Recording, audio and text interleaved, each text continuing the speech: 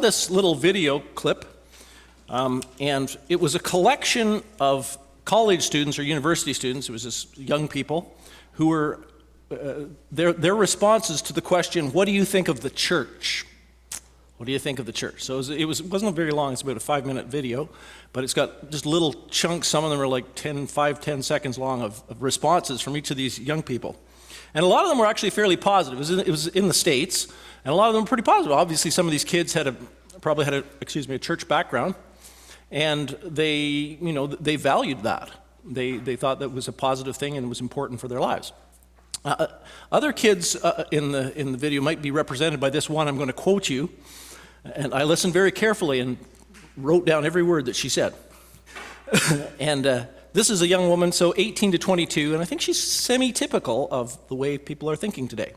What do you think of the church? In all honesty, I tend to think that any kind of group worship is pretty unnecessary because religion is pretty personal, and in the end, I think it's kind of creepy, like a cult. So then I discovered this a review of a book, and the book was written by George Barna. And I don't know if you've heard of George Barna. Anybody? Paul's probably heard of him. George Barna is a pretty well-known pollster, a poller. He does statistics and things, a kind of a private firm, and he's made a lot of dollars off this. He especially kind of specializes in things of faith. So he polls a lot of the people, especially in the U.S. of A, but I think also in Canada, about faith matters. And he's one of the ones that's published a lot of the statistics over the last few decades about church decline in the West and what do people think we should do about it. And there's a whole lot, and he's written a lot of books about that too. So he's actually considered a fairly significant thinker about these matters in today's world, George Barna. And he wrote, one of the books he wrote, is about 10 years ago, was called Revolution. Subtitle, Finding Vibrant Faith Beyond the Walls of the Sanctuary. Okay? Revolution is the title, Finding Vibrant Faith Beyond the Walls of the Sanctuary. So what I read, I didn't actually read the book. I didn't have to because I read the review. I may never read it, we'll see. It wasn't a very favorable review. And this review was from Christianity Today, which reviews a lot of books that have to do with faith matters and church matters. And so the reviewer writes this: "Are you worried about the church where you were baptized, taught, married, and given communion? Well, that's only a, quote, congregational formatted ministry, unquote. One of many ways to, quote, develop and live a faith-centered life. We made it up." Writes Barna, "Whether you become a revolutionary," remember his book is called Revolution, "whether you become a revolutionary immersed in, minimally involved in, or completely disassociated from a local church is irrelevant to me, and within boundaries to God." So Barna doesn't reveal God's expectations for church involvement, but they don't seem hard to get over. So I don't know if you could follow that, but basically Barna's saying, church is pretty arbitrary, don't really need it so much anymore. There's lots of other ways that ministry and Christian life can be expressed.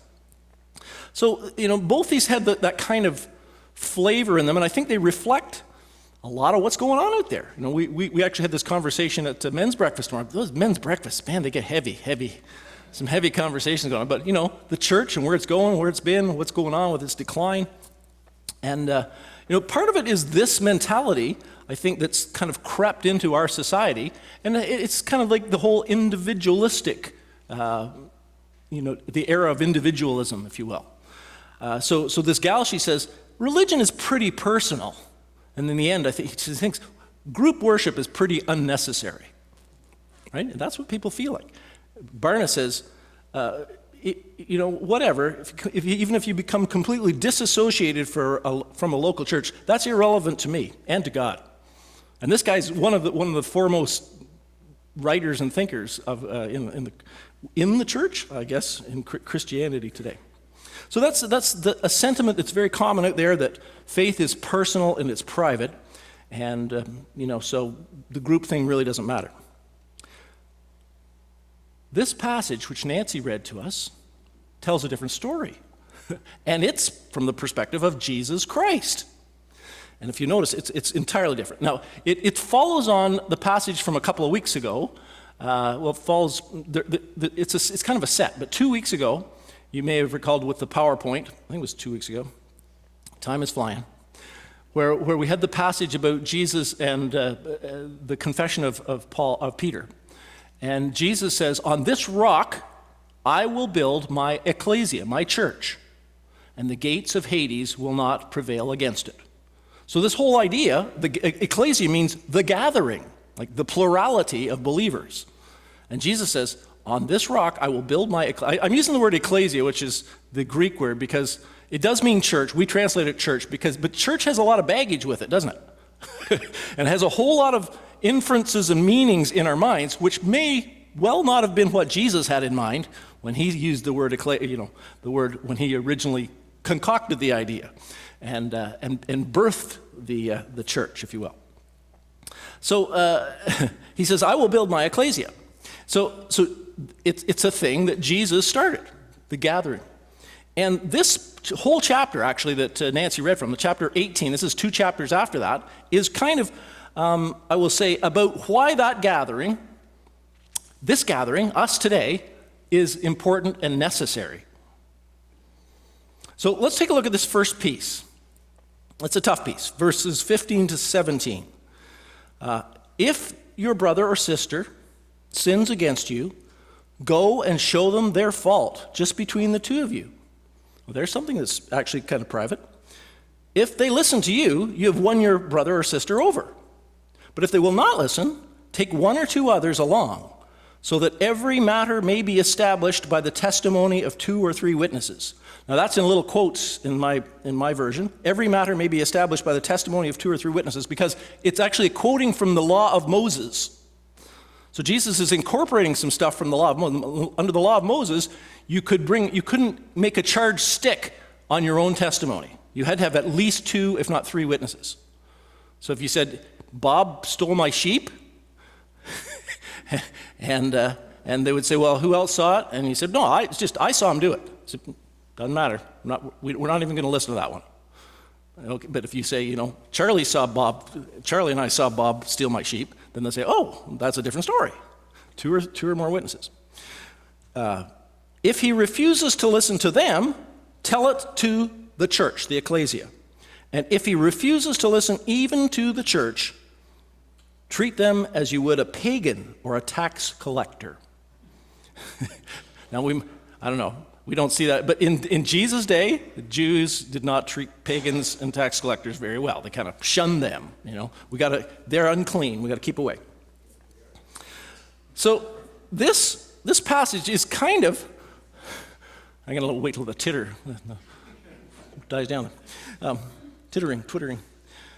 So this passage is about what has been called church discipline, right? Church discipline is a thing that we don't see or hear that much of anymore. It used to be a bigger thing in churches. It's written into the bylaws and the constitutions of pretty much every church around, including our own. You can go into the manual of the United Church of Canada, which Paul loves to do. He loves the letter of the law. No, just kidding. And you will find things in there about church discipline, about making sure people kind of toe the line, if you will, that sort of thing. So church discipline, spiritual discipline, it's kind of an ominous subject, isn't it? When you talk about it nowadays, people think, oh boy, that sounds a little bit wackadoodle. And do we want people in our group telling us, what we ought to be doing or ought not to be doing? You see, churches are meant to be wonderful oases. That's the plural of oasis, in case you didn't know. They're meant to be wonderful oases of grace, communion with God, and fellowship with one another. But sometimes they can be scary places of emotional abuse and brainwashing. And that emotional abuse, and we know there's histories of it, and denominations fraught with it over many generations, even centuries. And a lot of that has been done as an interpretation of this passage that we have before us. And it's called spiritual discipline or church discipline. So Christianity Today tells the story, this is a few years back, but it went like this. An Oklahoma pastor spent 5 minutes of Sunday worship calling out parishioners by name for their flaws, including sleeping.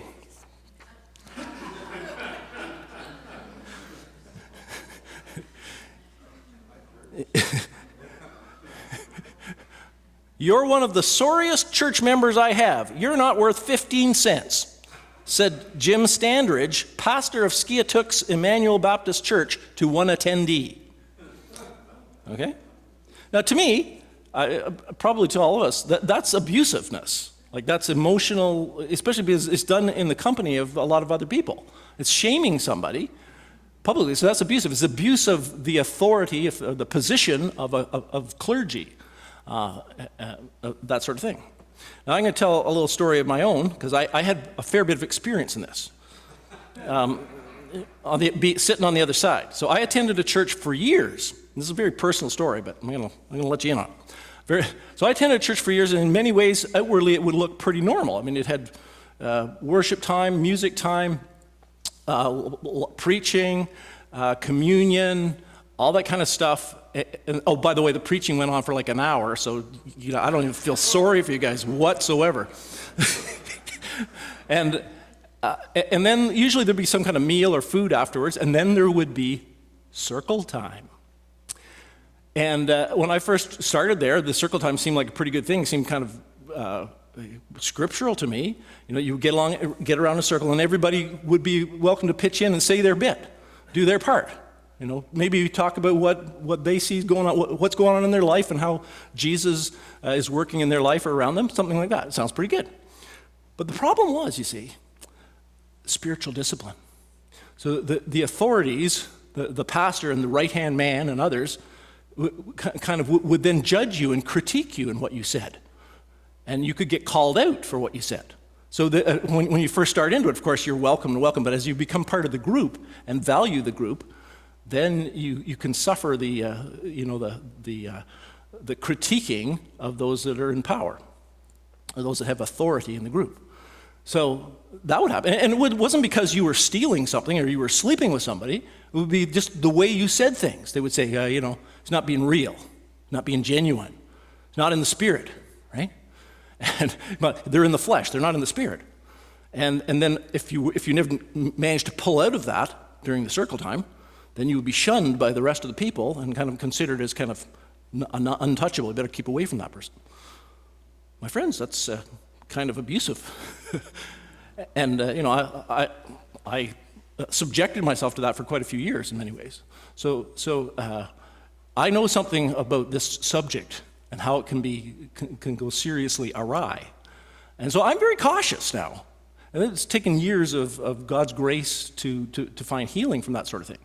Because I believed it was the way to go. It was just tough love. But it wasn't tough love. It was abusive manipulation is what it was. So I'm very cautious about it being applied, but nevertheless, Christ said it, and I believe it should be applied, but we have to just be very, very cautious on how we do it in love. And all that being said, I think it's loaded with principles that are important for us to lay hold of and understand that they're important to Christ, and that they establish the reason and the necessity of the church and of our togetherness and of our gathering. And the first is the very simple, obvious thing that comes from this whole exercise, this three-part exercise, Go to them in private, take 2 or 3 witnesses, tell it to the church, all that. Whatever, Jesus is very concerned that we be reconciled to each other. Is that not crystal clear? He wants us to be reconciled to each other. He wants us to deal with the walls that come up between us and to bring those walls, he has broken down every wall. We just sang that in one of our songs this morning. And moreover, interestingly, in this particular passage, he wants us to take the initiative when it's us that are wronged. And that really goes against the grain. I don't know about you, my inclination, if somebody does me some wrong, they offend me in some way, well, what I want them to do is come and apologize. Come and make it good. But you know what? The problem is, and you probably, if you've been around very long, you realize, I don't know what the percentage of. I feel like it's 8 times out of 10 they don't know they did it. Right. So so life goes on with this divide, and they don't know. They don't understand why there's been a wall has gone up, and there's a division, and the relationship is broken. So that's tough. And Jesus is telling us, well, so if it happens, you need to go and tell them and restore the relationship. This is quite clearly in this passage. It's on you, even though you're the wronged one. Now, he actually puts it the other way as well. So if you go back to the Sermon on the Mount, Jesus actually says that. He says, if you go to offer your sacrifice or offer your gift at the altar, and there remember that your brother or your sister has something against you, go and make it right. And then come and offer your gift, he says. So he's got both sides covered here, doesn't he? If you realize that you've offended someone, you've done something to somebody, he says, go make it right. If you realize somebody offended you, go make it right. Interesting. So I think that's hugely significant that Jesus wants us to be reconciled to each other. He wants us to be people who get along with each other. Now, you know what? Probably 9 times out of 10, we're always offending each other and putting each other off and saying things we shouldn't say. And most of the time we just kind of let it fly. We like say, it's Morgan, or it's, what do you expect, or it's Benoit, or whatever. And we let it go. I pick on him because he's a good sport. But not always. Not always. And I've had times in my life where I just couldn't get over something. I was so, so bothered. I couldn't really have a normal relationship with that person until I went and talked to them about it. And they they had no clue. They didn't know. Oh, that bothered you? And in the case I'm thinking of was one of my colleagues in ministry, and it was something that had happened like a month or 2 before. So that's first. Be reconciled to each other, even take the initiative. 2, a principle that's deeply embedded in this passage is that Christ, our Lord, is after holy lives. He's after holy lives. If you jump a little bit ahead in the same chapter, he talks about, not tempting each other, not tempting the little children. Where'd it go? And then the whole thing about woe to those who cause people to sin. And if your hand or your foot causes you to sin, cut it off and throw it away. If your eye offends you, pluck it out. Okay? Now, I believe Jesus is speaking hyperbolically. He doesn't really expect us to chop our legs off and our arms off, and pluck our eyes out. But he's making a point. He wants us to live holy lives. When we say holy, we have to be careful, because I think we have our radar up that holy. I don't want to be holy. Don't like people that are holy. But what we're thinking of is holier than thou. That's not the same as holy. Holy is actually quite different than holy. Holier than thou is a person that's just way better than everybody, and they never do anything wrong. They never swear, and they never dance, and they never watch movies, and they never play cards, and they never do anything. They obviously don't have a lot of fun. Don't know how they ever got any kids, but anyway.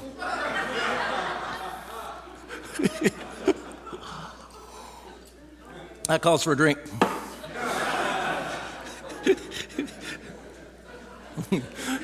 No, holy is a life of grace and graciousness. A holy life is a life of joy and fun, actually. A holy life is a life of freedom and a life of, compassion for others and generosity and humility, and a life of worship, a life in which we recognize the good gifts of God and we give him thanks. I mean, that's a holy life, and that's what Christ is after. But the thing is, we need each other to make that happen in our lives. We cannot do it ourselves. You can't go out there all by yourself and be a holy person. Really. You need others to bump into you and to rub up against you, and just being together with others that believe as you believe provides a corrective that I don't even understand. I know that for me, I'll be trucking along with life and think everything's hunky-dory, and then I'll come to church. Or I'll bump into some brothers and sisters in Christ, and I realize there's something wrong just by being with them or being with you. And then I got to go back and say, Lord, what's going on? And it will call me back to prayer and call me back to, to humility and call me back to walking with Christ in a deeper way. And it wasn't something that was even particularly conscious to me. But when I bumped into my fellow Christians, it became conscious to me. It didn't even require always, and sometimes it does, some kind of confrontation. It takes a village to raise a child, we say. Right? And I believe that's true. It takes a church to form a Christian. And God's after us being holy. Because, and this is number 3, the church is meant to be the forerunner of what will be. The church is meant to be, the pattern, the prototype of what God has in mind for the human race. That's what we're supposed to be. That's what we're meant to be. And it's a society, if you will, of those who love each other, who care for each other, who respect each other, who are interested in each other, and who live in perfect peace, who live in shalom. The Bible uses the Hebrew word is shalom, and it means just where everything is hooked together the way it's supposed to be, and the whole world is at peace. And that's the society that God is after, a society where there's peace and there's joy, and all of this and mutual love surrounding the Father, the Son, and the Holy Spirit, who is the living God. So it's this harmony and a society that God is planning to have and intends to have and will have. But the prototype is us, the church. And that's why it's so critical that we get together and practice, if you will, and grow into that. So the next bit is the bit about binding and loosing. I talked about that 2 weeks ago too. And I'm not sure I got this right. Yeah. Jesus says, whatever you bind on earth will be bound in heaven. Whatever you loose on earth will be loosed in heaven. Guess what? English has a problem because you is both singular and plural. So I have to go back to the original to see what it was. And it's actually plural in every case here in this passage.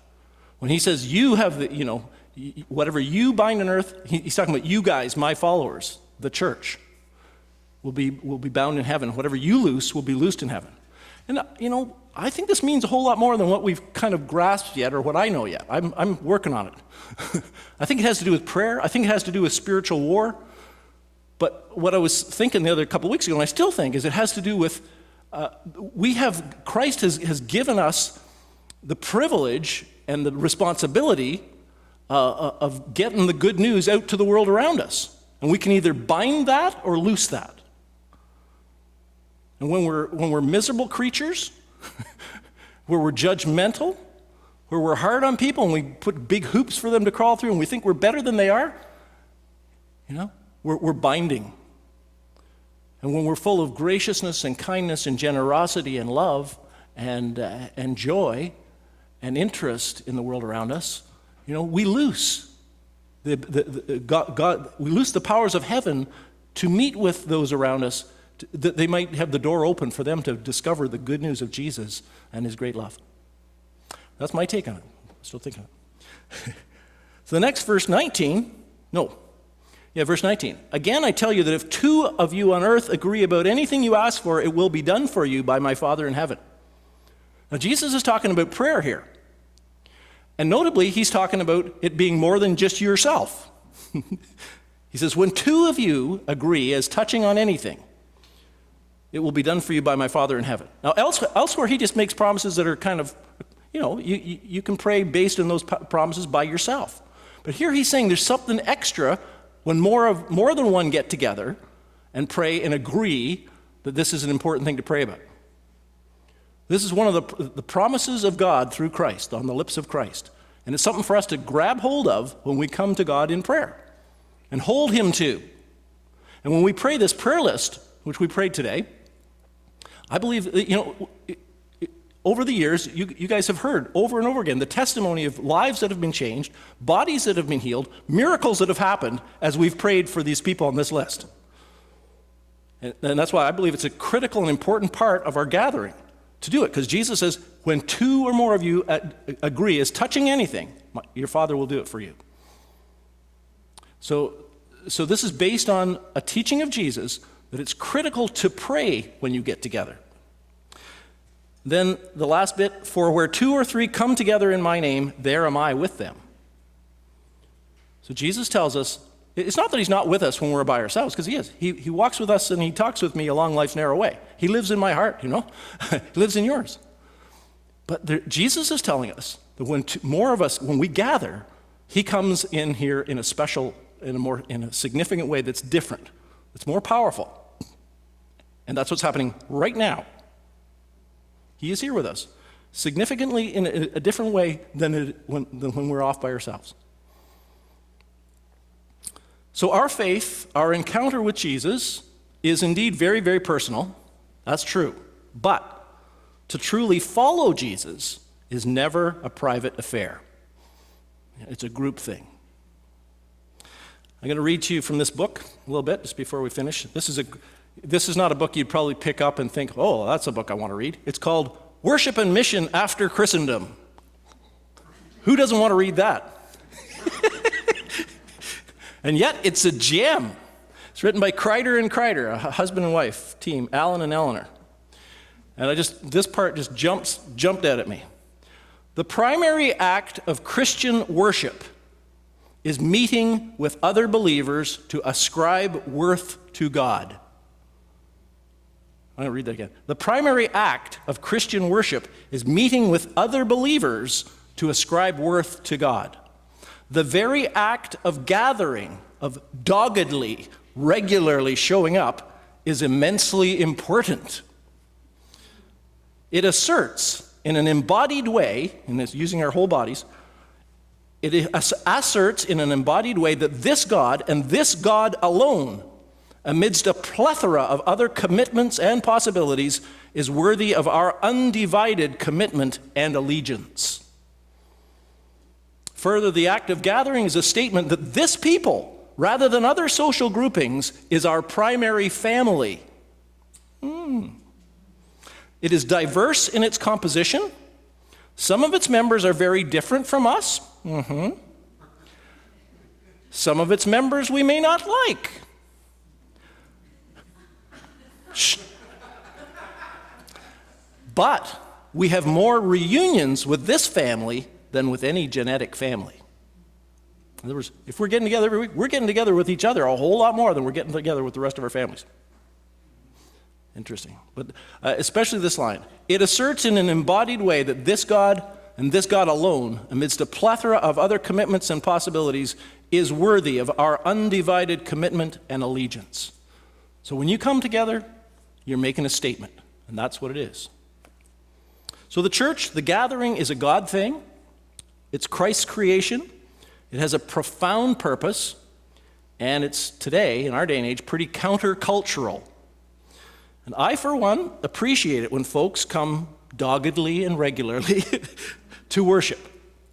But I hope it's more than just a duty and something you got to do. I hope and trust that you are happier and stronger for it, that you are growing spiritually, and that you are loving God and your neighbor more and more because of it. Shall we pray?